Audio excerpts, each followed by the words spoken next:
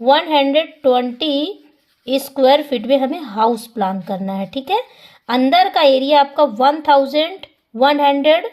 1120 square feet है। ठीक है, तो इसमें जितनी भी आउट की वॉल है, आउट वॉल हमें 9 इंच की देना है,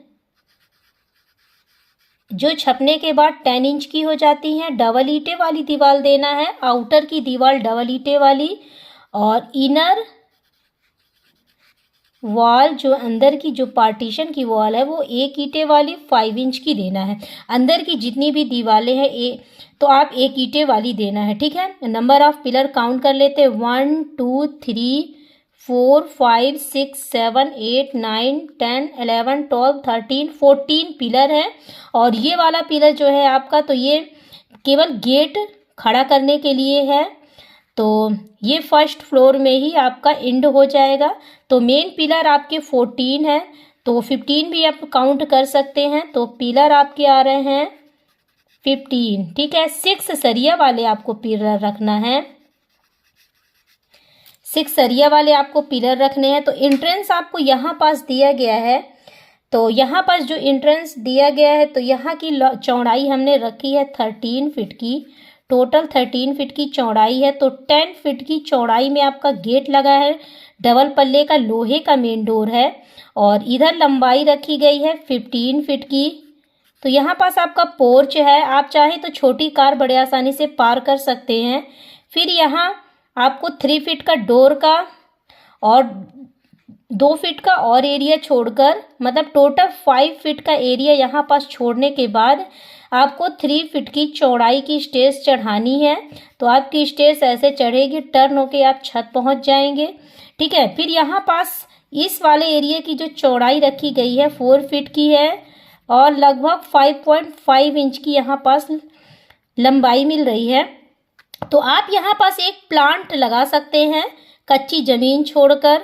ठीक है, फिर अंदर आएंगे तो यहाँ पास डोर दिया गया है डबल पल्ले का 3.5 इंच का। अंदर आएंगे तो आपको हॉल मिल जाता है। हॉल की चौड़ाई जो रखी गई है, मेन चौड़ाई जो रखी गई है 20 फीट की चौड़ाई है, 0.5 इंच।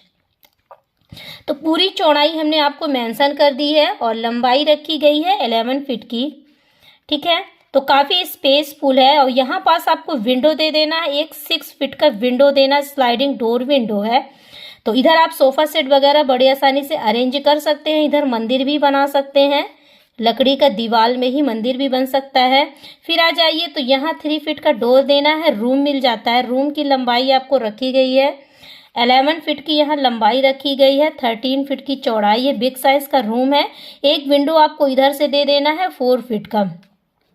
अटैच लेड बाथ दिया गया है, तो 4 फीट की यहाँ लंबाई मिल जाती है और 7 फीट की चौड़ाई मिल जाती है। लेड बाथ दोनों है, वेंटिलेशन इधर से आपका हो जाएगा।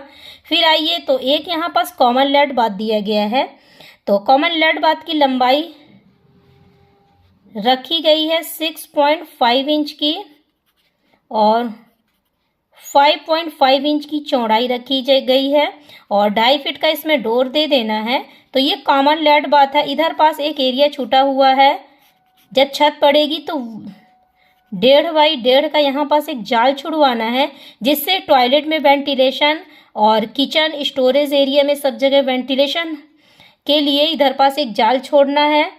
तो यहाँ की जो एरिया रखा गया है, तो ये 4 फीट का एरिया है।